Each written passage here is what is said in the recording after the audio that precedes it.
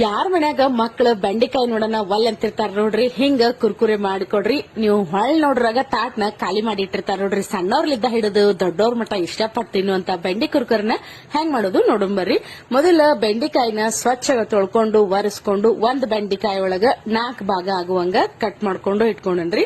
ಈಗ ನಾನಿಲ್ಲೇ ಕಟ್ ಮಾಡಿ ತೋರ್ಸಾತೀನಿ ನೋಡ್ರಿ. ಹೆಚ್ಕೊಂಡ ಹಿಂಗ ಬೆಂಡಿಕಾಯಿನ ಎಷ್ಟು ಹೆಚ್ಕೊಂಡಿನಿ ನೋಡ್ರಿ. ಈಗ 1.5 ಸ್ಪೂನ್ ಆಗುವಷ್ಟು ನಾನಿಲ್ಲೇ ಕಾರ್ನ್ ಫ್ಲೋರ್ ನ ಹಾಕೊಂಡೆ ನೋಡ್ರಿ. ಈ ಹಿಟ್ಟು ಯಾರ ಮನೆಗೆ ಇರಂಗಿಲ್ಲ ಅವ್ರು ಚಿಂತೆ ಮಾಡಬೇಡ್ರಿ, ಅಕ್ಕಿ ಹಿಟ್ಟನ ನೀವು ಹಾಕೋರಿ. ಆಮೇಲೆ ಬಜ್ಜಿ ಮಾಡೋ ಹಿಟ್ಟು ಹಾಕೊಂಡಿನ್ರಿ, ಅಂದ್ರೆ ಬೇಸನ್ ಅಂತಿರಲ್ಲ ಆ ಹಿಟ್ಟ 2 ಸ್ಪೂನ್ ಹಾಕೊಂಡಿನಿ.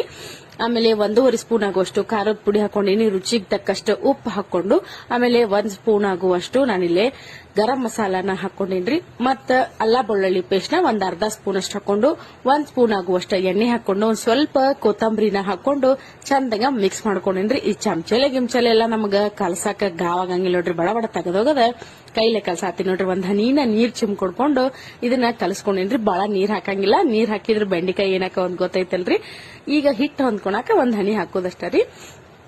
ಇಲ್ಲಾಂದ್ರೆ ನಿಂಬೆಹಣ್ಣು ಹಾಕೊಂಡಾರ ನೀವು ಕಲಸ್ಕೋಬಹುದು. ನಾನು ಮ್ಯಾಲ ಒಂದ್ ಸ್ವಲ್ಪ ನಿಂಬೆಹಣ್ಣು ಹಿಂಡ್ಕೊಂಡು ಈಗ ಎಣ್ಣೆ ಮಸ್ತನಾಗ ಕಾದಿತ್ ನೋಡ್ರಿ. ಈಗ ಇವನ್ನ ಬಿಡಾತೀನಿ ಎಣ್ಣೆಯಾಗ ಮಸ್ತನಾಗ ಇವನ್ನ ಕುರುಕುರನ್ನಾಗ ಕರ್ಕೊಂಡ್ಬಿಟ್ವಿ ಅಂದ್ರ ಬೆಂಡಿ ಕುರ್ಕುರೆ ರೆಡಿ ಆಗ್ಬಿಡ್ತಾವ ನೋಡ್ರಿ. ಗ್ಯಾಸ್ ಲೋ ಫ್ಲೇಮ್ನಾಗ ಇರೋದ್ ಬ್ಯಾಡ್ರಿ, ಹೈ ಫ್ಲೇಮ್ನಾಗ ಇರ್ಲಿ. ಆಮೇಲೆ ಒಂದ್ ಸ್ವಲ್ಪ ಸಣ್ಣ ಮಾಡಿ ಒಂದ್ 5 ನಿಮಿಷ ಬಿಟ್ಟು ತಕೊಂಡ್ಬಿಡ್ರಿ. ಮಸ್ತನಾಗ ಬೆಂಡಿ ಕುರ್ಕುರೆ ರೆಡಿ ಆದ ನೋಡ್ರಿ. ವಿಡಿಯೋ ಇಷ್ಟ ಆದ್ರ ಲೈಕ್ ಮಾಡ್ರಿ.